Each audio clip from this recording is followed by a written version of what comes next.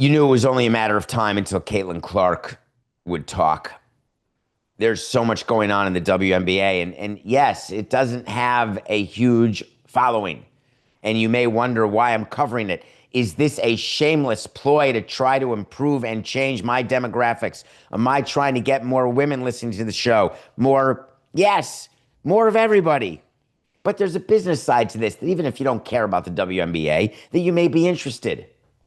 Why would it be after the segment that we did, I don't know when, but it had to have been this week. I was going to say last week, but we didn't do shows last week. So when Nafisa Collier talked about the commissioner of the WNBA and did those 4-minute comments, we covered that on a show at some point. You knew that the media was going to go find players to comment about Engelbert and to find out, hey, do you feel the same way? What is your thought about Kathy Engelbert? Do you like her? Do you not like her? Is she in trouble? Is she going to get fired? Is she not going to get fired? Is she going to keep negotiating the collective bargaining agreement? Because this is pretty juicy stuff when you've got players going after a commissioner in a way that you do not see happen in other leagues. You see discontent with Rob, with Roger, with Gary, with Adam. No problem.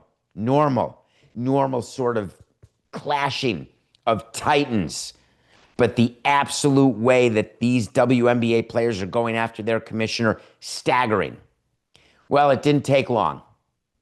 Caitlin Clark, she is above all a businesswoman. I want to give her an amount of credit that I don't give players credit very often in this regard. Caitlin Clark is in the category, to me, of Derek Jeter, brilliant at PR, brilliant at having a career where the focus, there's no trouble, there's no nothing. I don't know Caitlin Clark personally. I don't know what she's like off the court. I don't know what she's like with friends, with lovers. I don't know what she's like with family, period. But what I do know, her public persona, the way she carries herself, the way she handles the attention, the pressure, the stress, the words that come out of her mouth are calculated and smart. She said, this was her response to what's happening in the WNBA.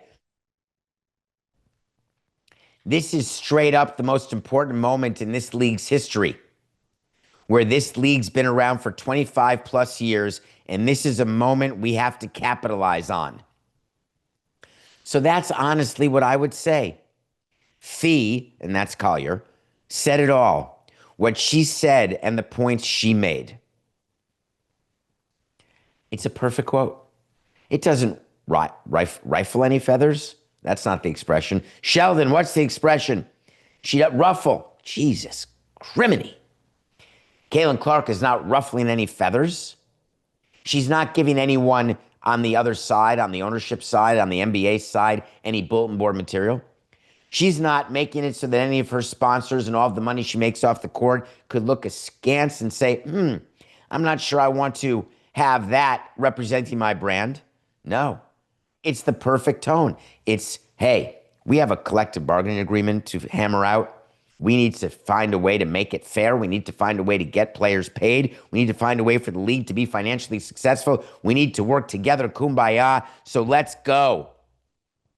Caitlin Clark could have lit this place on fire.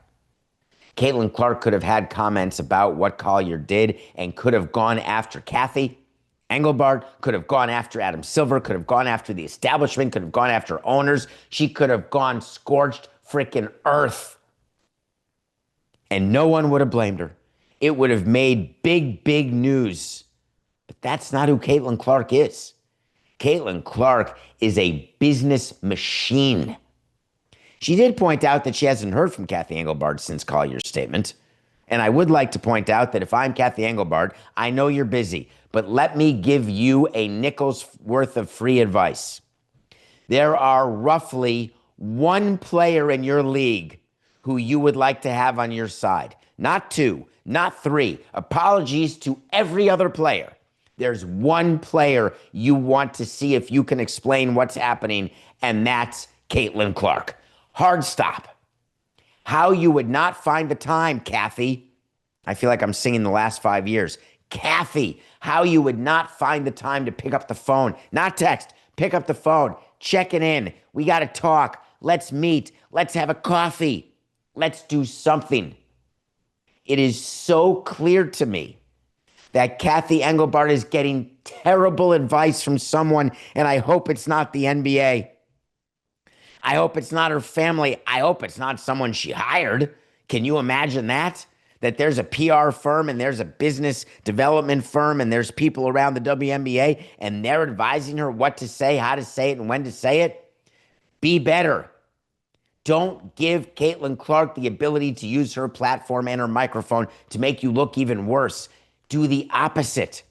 You know Caitlin Clark is going to have to comment on the Collier statements. You pick up the phone and call her so that when she comments, she gets to say, yes, I spoke to Kathy. I totally understand the miscommunication. Or I totally understand why there's so much tension between the two sides. I totally understand why we are where we are today. That would have been better for the WNBA. And Caitlin Clark could have done that without in any way sacrificing herself as the perfect pitch woman, as the perfect teammate, as the perfect union member. She could have had it all. Instead, Kathy chose to not reach out, and now it's a story. It's a story that Clark hasn't heard from the commissioner.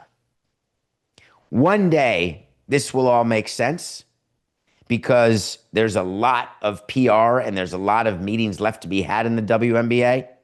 But as I sit here today, as I repeated to you 2 days ago, there is no path to starting a season without a work stoppage. There is no path.